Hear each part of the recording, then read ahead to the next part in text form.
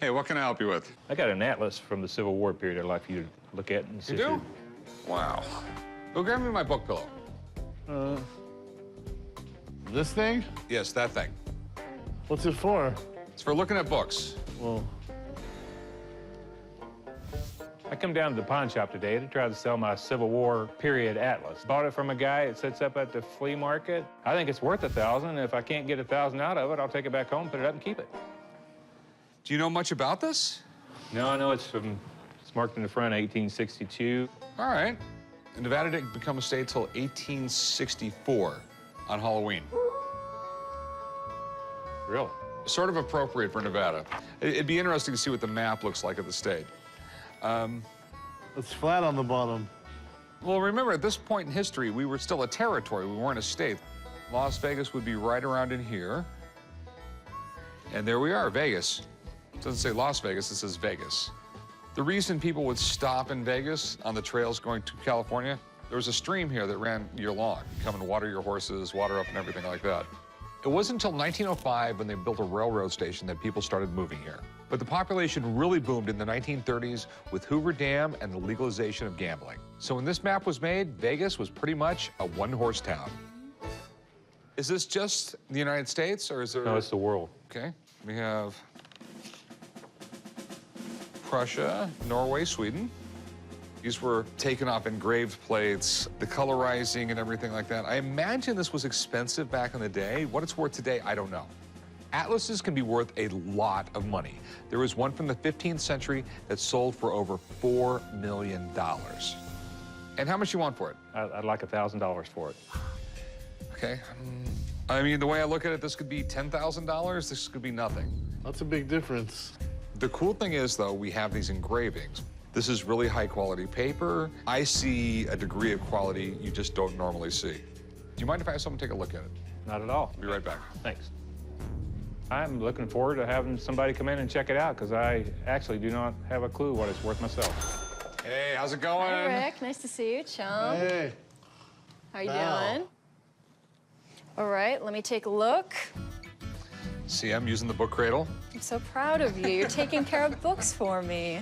All right, Johnson's New Illustrated Steel Plate Family Atlas. Compiled, drawn, and engraved under the supervision of Colton. Colton was the huge name for atlases in the Civil War period. Something that's created by Colton can be worth thousands of dollars. We're talking even $15,000 or more.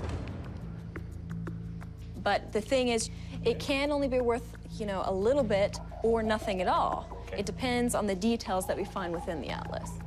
This atlas was published during the Civil War. What I'm looking for is any sort of illustration that shows that the Civil War was happening, because that's what a collector is going to want. We've got the United States, all pink, and note that there's no division between the Confederate States and the Union.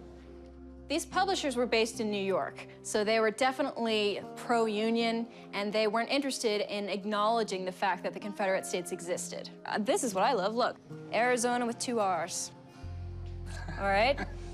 So, in the 1860s, this area right here was the New Mexico Territory, and that was part of the Union. There was a battle during the Civil War that happened all the way out here in the West, called the First Battle of Mesilla. And the Confederate forces won. And they took over this entire swath right here and renamed it the Confederate Territory of Arizona. Okay. So we actually do have evidence of the war happening here. And the cool thing about this in particular is this Confederate territory lasted less than a year. You're not going to see it in many atlases at all because it existed for 9 months, maybe? So we actually have weird Confederate territory right here. Exactly. Another thing that I'm noticing as I look at this, these aren't engravings.